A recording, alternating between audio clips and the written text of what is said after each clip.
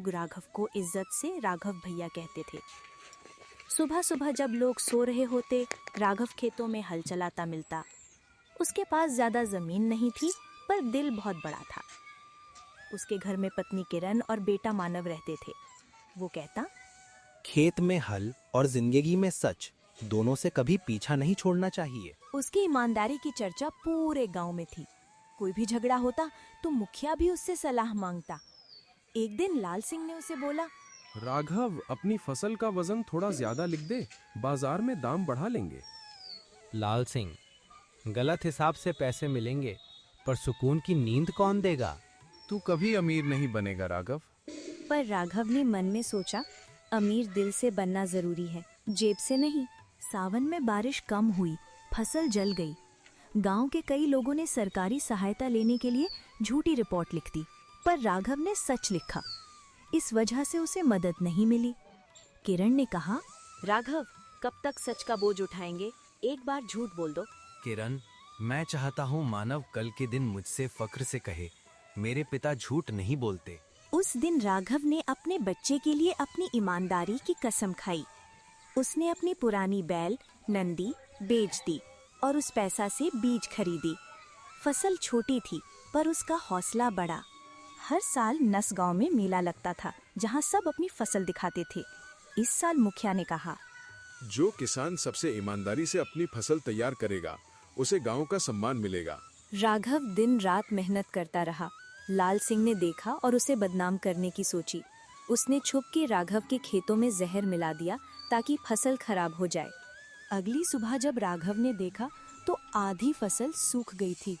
दिल टूट गया, पर उसने हिम्मत नहीं हारी। जमीन सूख गई है, लेकिन मेरा हौसला नहीं। उसने बाकी फसल बचाई और मेले में छोटी टोकरी भर ले गया। मेले के दिन सब किसान अपनी फसल दिखा रहे थे। लाल सिंह ने अपनी गेहूं की बोरी लाकर रखी और कहा, मेरा ही फसल जीतेगा। तब मुखिया के नौकर ने बोला, ये राघव की फसल तो आधी खराब हो गई थी, फिर ये लाया कहाँ से? उसने किसी और के खेतों से फसल चुराई है। गांव में हलचल मच गई। राघव चुप रहा। उसने बस कहा, सच बोलने वाला हमेशा अकेला होता है। किरण और मानव रोते रहे। सब लोग उसका मजाक उड़ाते रहे, पर उसने कभी गुस्सा नहीं किया। अगली सुबह मास्टर जी ने राघव के खेतों का जायजा लिया। उन्होंने देखा कि जहर के निशान अभी तक मिट्टी में हैं। उन्होंने सबूत पंचायत के सामने रखे और सबके सामने कहा, गांव वालों, मेरी बात ध्यान से सुनो। जहर लाल सिंह ने मिलाया था, राघव ने नहीं। और फिर मुखिया ने सबके सामने ऐलान किया, ईमानदारी के लिए नस गांव का सम्मान राघव को मिलता है। सब लोग तालियां बजाने लगे। लाल सिंह शर्म से झुक गया। राघव ने आगे बढ़कर उससे कहा, मैं तुझे माफ करता हूँ, क्योंकि दुश्मनी से ज्यादा जरूरी है सुधार। ये बात पूरे गांव के दिल में बस गई। कुछ महीने बाद नास गांव में फिर से फसल हरी भरी थी। मानव स्कूल में बोल रहा था, मेरे पिता ने सिखाया, सच्चाई दुख देती है पर हारती नहीं। राघव मुखिया के साथ नई किसानों को सिखाता कि कैसे वो सब भी फसल उगाएं। बेईमान फसल से पेट भरता है, पर ईमानदार फसल से दिल।